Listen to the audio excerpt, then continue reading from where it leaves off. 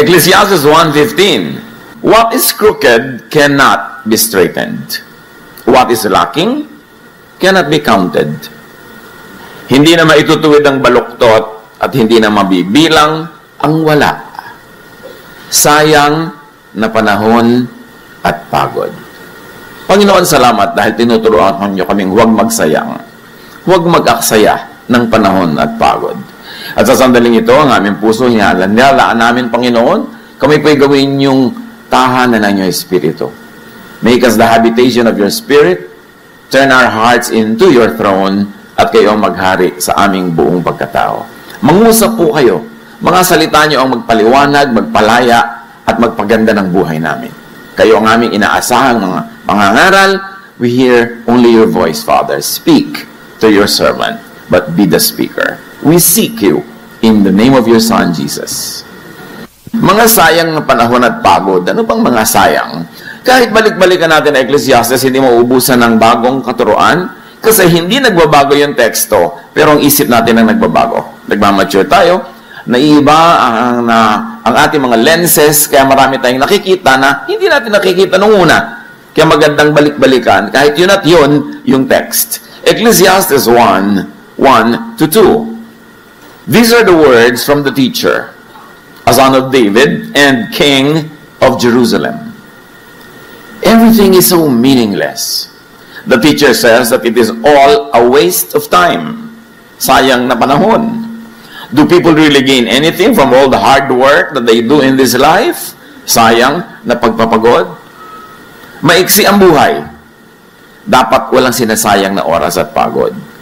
Ito ang mga katuroan ng mangangaral, ang anak ni David na hari ng Israel. Napakawalang kabuluhan. Napakawalang kabuluhan. Lahat ay walang kabuluhan, sabi ng mangangaral.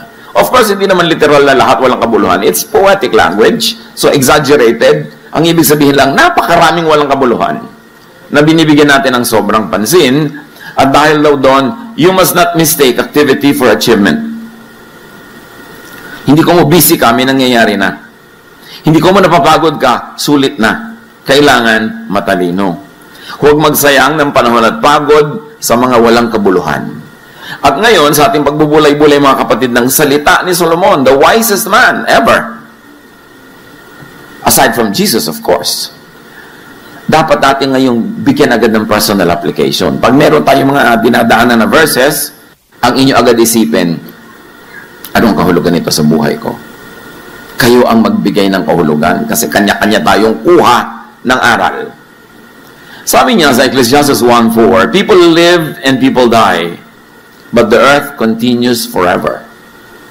Patuloy ang pagpapalit-palit ng mga lahi, ngunit hindi nagbabago ang daigdig. In other words, we do not own the land owns us. Kaya pag sasabihin itong aking mga ari-arian, no, ililibing ka dyan, yung alikabok mo mababalik na maging fertilizer ng mga puno ng papaya. So, we do not own the land. So, ano pag-aaksaya doon? Huwag magsayang ng panahon at pagod sa pagmamayari, sa pagnangamkam. Huwag mag-aaksaya ng mga relasyon, pagmamahalan, pag-iibigan ng mga magkakapatid, magkakamag-anak, magkakaibigan dahil sa lupa. O dahil sa mga katumbas ng lupa ngayon, capital, dahil sa pera, kasi hindi natin talaga yan madadala. Ang kailangan mo lang na lupa, siguro 1 meter by 2, kung ililibing kang ganyan, kung gagawin kang alabok, ang kailangan lang talaga isang Tupperware. So, bakit mo sisirain ang relasyon mo sa makamag-anak mo dahil sa lupa? Bakit ka makikipag-away dahil sa lupa? Para maging sa'yo? It can never be yours. You are the land's. Kaya, yan ang pag-aaksaya. Pero mo magkakagalit yung magkakapatid dahil sa lupa. Yan ang sayang na pagod. Sayang na panahon, ang saya-saya nyo ng mga bata pa kayo, naglalaro kayo, nanguhuli kayo ng gagamba, nag-aagaw kayo ng lastiko, mga kahan ng sigarilyo, tinetext-text nyo na ganyan. Pagkatapos, nagkaroon kayo ng asa-asawa, nasusul-sul-sul sa inyo, mag-aaway-away kayo magkakapatid, sayang. Sayang ang panahon pinagsamahan. Dapat hindi sasayangin. Ecclesiastes 1:5-7. Ang araw ay patuloy sa pagsikat at patuloy sa paglubog. Pabalik-balik lang sa pinanggalingan. Ang hangin ay umiihi patungong timog, patingong hilaga, buong araw na paikot-ikot. Lahat ng tubig ay umuwi sa dagat, ngunit hindi ito napupuno. Ang tubig ay bumabalik sa batis na pinagmulan upang muling umagos patungong karagatan. Everything is in cycles. Paulit-ulit lang. People enter the cycle at some point and exit at some point. Para bang sumasakay tayo sa Ferris wheel? At kung umabot kayo sa Ferris wheel, alam nyo na yon. Hindi niya alam ng mga bata ngayon ng Ferris wheel. Unless yung malalaking sobrang lalaki. Umiikot yan, sasakay ka, bababa ka kung saan ka rin sumakay at tuloy wala ka narating. Ang na-achieve mo, nahilo ka.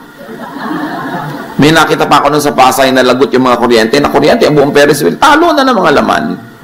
Ang tanong, ba't ka sakay ng sakay sa Ferris wheel? Nahuhumpak yung tiyan mo pagpababa.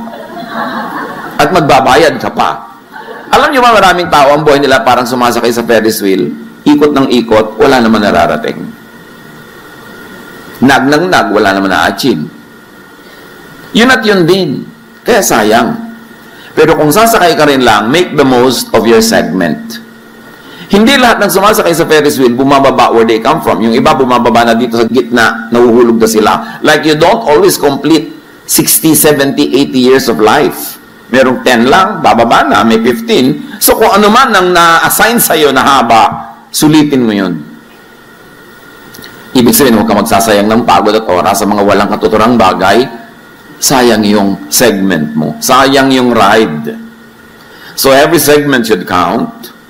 Huwag magsayang ng panahon at paikot-ikot lamang na walang nararating. Sa buhay natin kumisan, ganun din tayo eh. Paikot-ikot, papalit-palit. Pero yun at yun din lang. Kayo na mag-interpret kung ano yun sa inyong mga buhay. Kasi kanya-kanya yan ang kahulugan sa ating mga buhay. Ecclesiastes 1:8, words cannot fully explain things. But people continue speaking. Words come again and again to our ears, but our ears don't become full. And our eyes don't become full of what we see. So Solomon observes, we are never full. Kaya huwag na lang magsayang ng pagod at panahon sa pagpupuno ng hindi naman talaga mapupuno. Yung mahilig sa sapatos, kahit sandamukal na sapatos na yan, hindi pa rin kayo mapupuno. So tama na yung 5. Yung mahilig sa bag, kahit na mabili nyo ang lahat ng bag sa mundo, hindi pa rin kayo sasaya kasi yun ang hilig nyo eh. So tama na yung konti. Mami, bakit wala na po tayo maulam ko di malabdaw na miswa? Bumili ako ng Birken, anak. So mga 5 taon tayo magmimiswa. Kung minsan you sacrifice so much for something that's not really worth it. Bakit sinasabi ni Solomon? Kasi bulag tayo sa mga bagay na gusto natin. Kung anong hilig mo, bulag ka dyan. Kaya dapat tapunan ng liwanag ng wisdom ni Solomon, sabing, sayang ang lahat ng ginagawa mo. Sayang ang binibili mo. Lalo pa nga kung malaki ang ibinabayad mo dyan. In terms of money, in terms of human relations, in terms of emotion, sayang. Because we are never really full anyway, so makontento ka ng hindi full. Yung mga naghahanap ng pag-ibig, to fill them, to complete them, wala nun.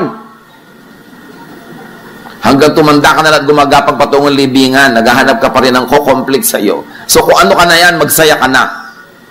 Huwag mo nang hanap-hanapin pa lahat ng kulang, enjoyin mo na yan kahit kulang. Para hindi masayang ang oras mo kakahanap. Kako-collect. Ecclesiastes 1:9-10. Ang naganap nun, ay nangyayari rin ngayon. Ang mga nagawa nun ay magagawa rin ngayon. Walang bagong pangyayari sa mundong ito. Ang sabi ng iba, halika kayo, ito'y bago. Ngunit naganap na yan nung di pa tayo tao. Ang naiiba-iba lang yung physical aspect of things. Yung method, yung tools, but the essence is the same. Kahit anong makinarya pa ang sabihin mong bagong imbento, walang nangyaring bago. Ang totoo, ganun lang yun. Ang tao naghahanap ng ginhawa, noon hanggang ngayon. So ano man yun, kaya automatic, kaya ano ginhawa yun, pareho lang ang paghahanap. So hindi na tayo talaga giginhawa. Dahil nung araw, kung may TV set ka, ang yaman mo na. tatayo ka, magpapalit-palit ka ng channel. Pero ngayon, parang napakalaking hirap na yan. Kailangan naka-remote. At alam mo kung sino ang tunay na Panginoon sa isang bahay, hawak niya ang remote. So, lumigaya ba tayo talaga? Kahit ganon, mas pinag-aawayan ngayon kung sino ang hawak ng remote. So, hindi rin nagbabago. Gusto lang natin guminhawa. Pero, makontento ka na kung hindi ka rin kompleto maginhawa. Kasi hindi ka talaga kompletong giginhawa. Dahil sabi ni Solomon, we are never full. Dati, Daddy, mag-abroad ka naman, mga 5 taon lang para makabayad tayo ng utang, makaganito, gano'n. Mamaya, 5 taon, Daddy, mga 50 years pa. Dahil hindi na matatapos ang gastos. Habang lumalaki ang kita, lalaki ang gastos, dumadami ang humihingi, hindi rin kompleto yan kahit kailan. Hindi ka rin luluwag. Kaya yung mga nagsasabing bigyan natin ng nanay pag maluwag tayo, nako, palayok na lang maibibigay nyo para sa kanyang abo. Kasi hindi na kayo luluwag. Dapat isama na sa budget si nanay kahit masikip, kahit kulang, hindi darating yung fantasy na maluwag kayo to be able to give. Because we are never full. So, ang naganap daw yung nangyari na paulit-ulit lang. So, do not reinvent the wheel. Just enjoy the ride. Whatever that means in your life. Ecclesiastes 1:11, hindi na maaalala ang mga nauna at ang mga nangyayari ngayon ay malilimutan din sa hinaharap. Marami mga tao, pilit sila tatayo ng legacy. Legacy. Walang legacy. Yung mga pharaoh nga na nagtayo ng mga pyramid after 5,000 years, natatandaan pa ba natin sila? Generic na lang, lahat pharaoh. Tapos.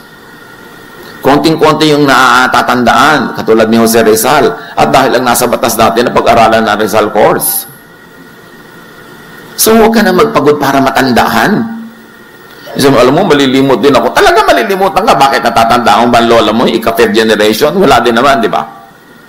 So, huwag ka na magpagod na matandaan. Enjoyin mo lang ang buhay mo. Yung kahit minsan, tinamahan ka ng araw, nakakita ka ng bituin ng araw, at pag tinawag ka ng Diyos, present. Pag nag-roll call, tapos, move on. Kasi hindi na babalik ang buhay na ito. So, dapat huwag mo sayangin sa mga kung ano-anong di mo naman kailangan. So, huwag na kayo mag-legacy-legacy dyan. Gumawa na lang kayo ng tama. Minimize pain, maximize pleasure, do the most good. At sumakabilang buhay, kapag tinawag ka na, para doon ka naman. Every generational batch grapples with life as if it were new and unknown. And it begins as new for every batch. Kaya kahit anong payo bigay mo sa mga bata, ayaw makinig. Di ba? Kasi uulitin nila yung mga pagkakamaling nagawa mo noon. Uulitin nila ang lahat kasi bawat isa may kanya-kanyang cycle ng buhay. Hindi mo pwedeng i-accept yung next generation sa lahat ng naging mali mo. Dahil ano na magiging buhay nila? Perfect. Kasi wala, ba't ang mga bata hindi nakikinig?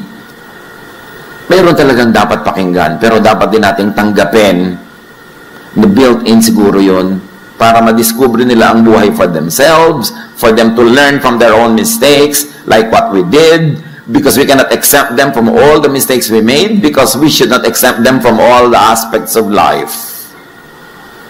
Kaya huwag tayong mabigo, magturo tayo na magturo, and pray that they will listen, at mga bata, makinig hanggang kaya nyo. Pero, huwag na natin, sakta natin makalooban pag hindi tayo laging pinapakinggan. Kasi didiscovery nila ang buhay on their own.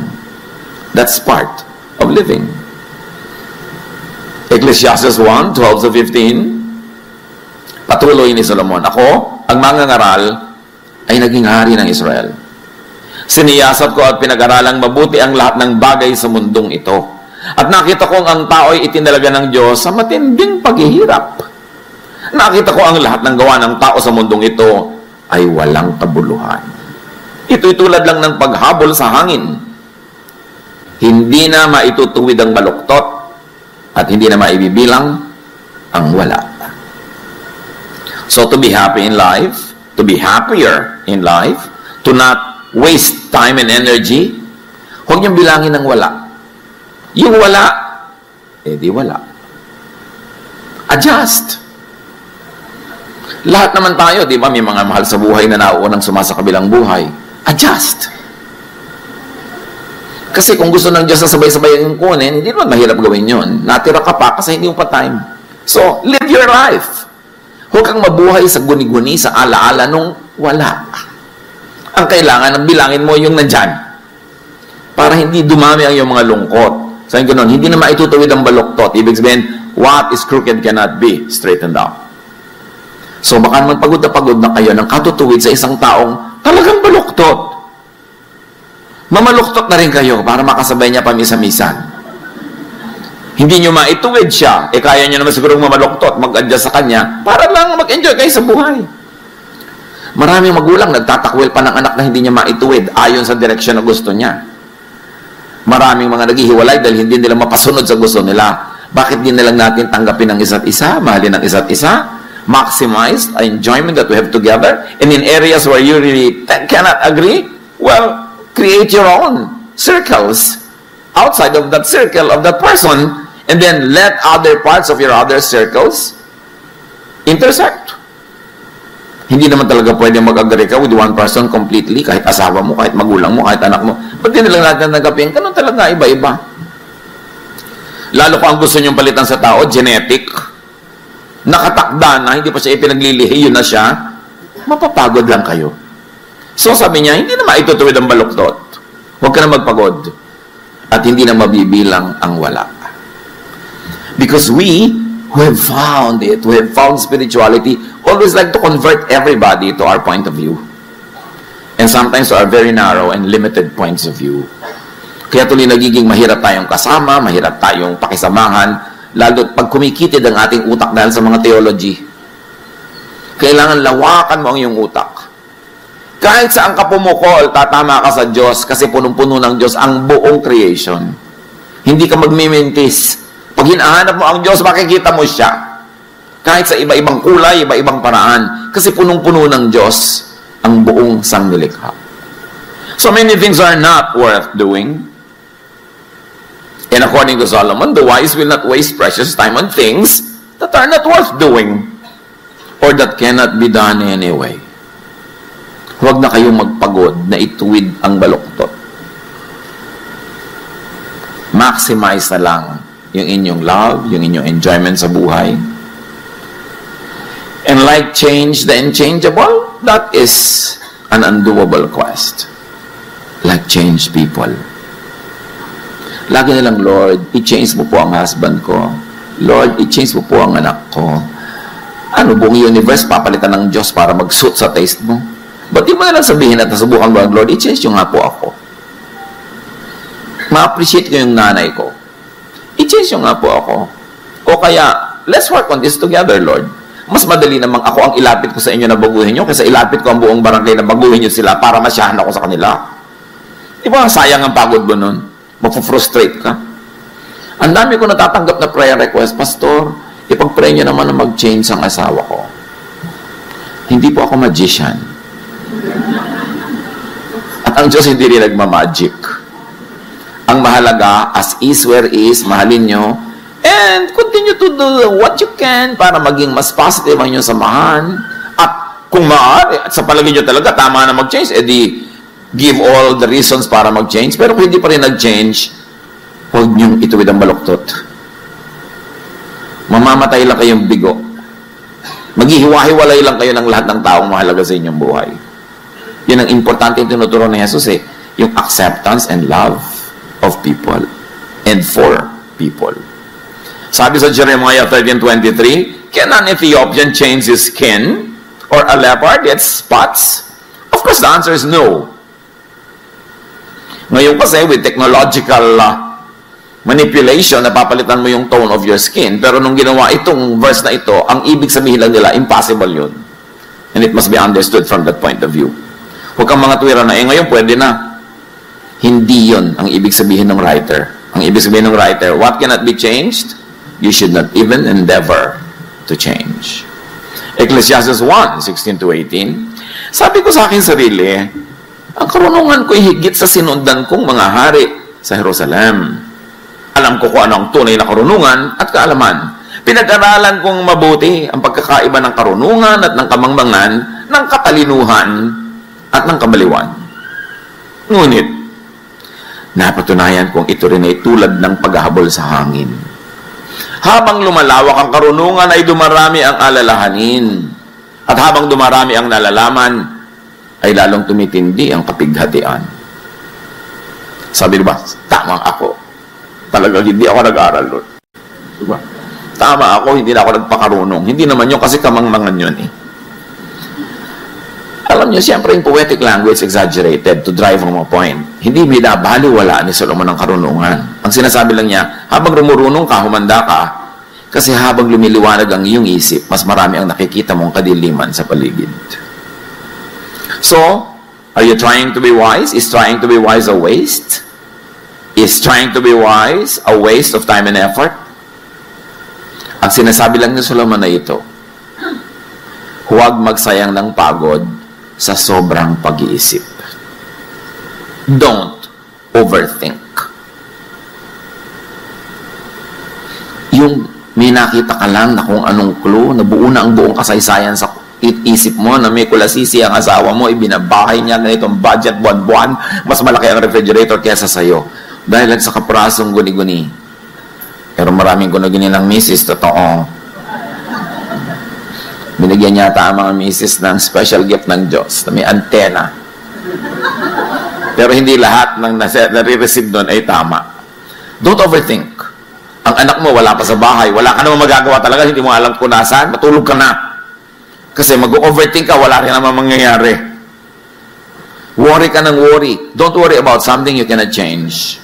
Ipasa Diyos at itulog. Huwag mag-worry sa mga hindi mababago. Kumisan meron tayong mga karamdaman na talagang parang napaka lala, just have quality of life. Enjoy whatever is left, and when you have to go, go. Do not struggle with it too much. Kasi, pag hindi mo yan tinanggap, lalo lang humahapdi, lalo lang humihirap, mangyayari din naman. Lagi na lang, sasabihin mo, what can I salvage from this situation? How can I make this thing better at the moment, given my limits and given the potentials that I have in my hands? So, huwag magpagod sa sobrang pag-iisip. Lalo, Pastor, ano po kaya ikakagunaw ng mundo? Yelo, tubig, apoy. Alam mo, bakit mo pinoproblema yan? May pambayad ka na ba sa ilaw next month? Wala po. Yun ang isipin mo, anak.